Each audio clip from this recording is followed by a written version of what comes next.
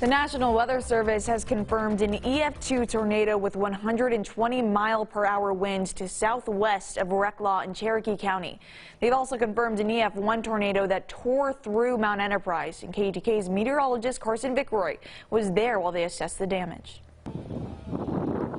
It's a day of cleanup for some across East Texas, but for National Weather Service meteorologists like Charlie Woodrum, it's a day to figure out how strong and how many tornadoes there were from Cherokee to Panola County.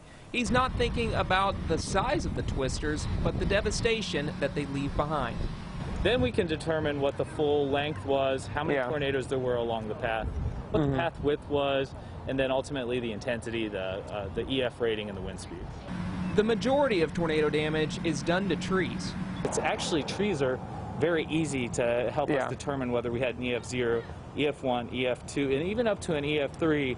We can see what happens when you get up to an EF-3 is the trees start to, they snap, but then they also start to get debarked, where you just kind of have like a stub left with the bark removed. The Cherokee County tornado primarily did damage to trees and was rated EF-2, but in Rusk County, we had to consider structural damage. And based off the extent of the damage to the structure, or what we call as the degree of damage, that's how we're able to rate the wind speed off of that. What caught our eye was the major roof damage to the house we surveyed. So the first one's less than 20% of roof covering material removed. So it's definitely more than 20% of the roof that's removed.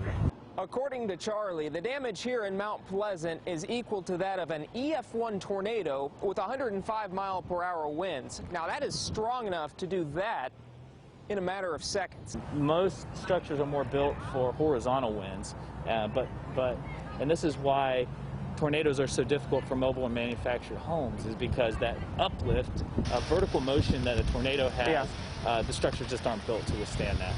Yesterday's storm is just another reminder of why we need to be weather aware.